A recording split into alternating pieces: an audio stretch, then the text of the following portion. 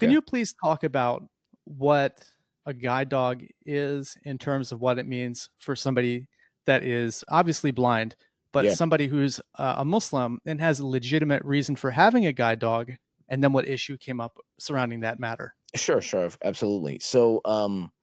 Let's start off from the beginning, right? So Okay. my wife is totally blind, and she has a seeing eye dog, right? A seeing eye dog is a guide dog that blind people use to help them go around obstacles. So, for example, me, I'm a cane user. I use a cane, and so what's a cane? A cane is literally just a stick with a ball at the end of it that you hit stuff to make sure you don't walk into it. The guide dog is literally trained to avoid obstacles, walk around things that I may not see as a cane person, a user of a cane. So for example, let's say for example, there's a low hanging branch on a tree. If I'm using my cane, I can't feel that. It's not on the floor. It's a low hanging branch. That's But the true. guide dog, go ahead, I'm sorry. No, that's true. That's true. Yeah, yeah.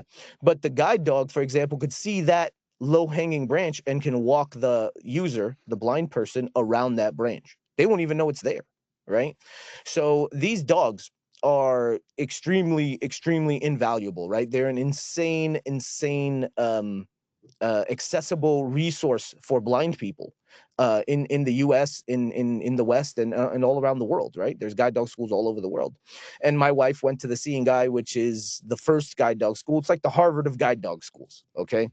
It's like the most elite. So these dogs are insanely, insanely good. The most trained service animals on earth.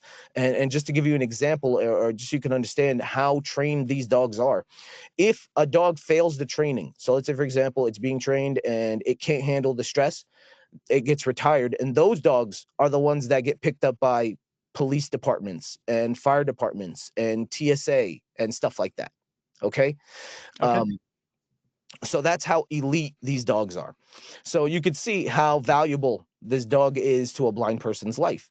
Now, within our Muslim dichotomy, our Muslim world, there is a stigma on dogs, right? And it's in reality, I think it's definitely an exaggerated stigma, right? It's definitely taken way, way, way above and beyond what it should be. But in general, unless you have just to give you a brief overview for the listeners, unless you have a use for that dog, right? It's not even a need, but a use for that dog, like not just as a pet, but something you could actually use in your household or whatever. You Yes. can't you can't own a dog, right? You shouldn't own a dog just for fun, just because it's cute, just because it's a pet. You should have a use for this dog. Okay. Even and up to the point of a legit, like a emotional support animal, I've heard some people say, which is fine. I mean, if you at the end of the day, it's you standing in front of God. You know what you know what you got this dog for, and no one's here to judge you, right? That's between you and God personally. Exactly. Regardless. So as long as you have a use for this dog, it's perfectly permissible within the Islamic realm of things, right? So and as you can see, you're blind, you get a seeing guide dog.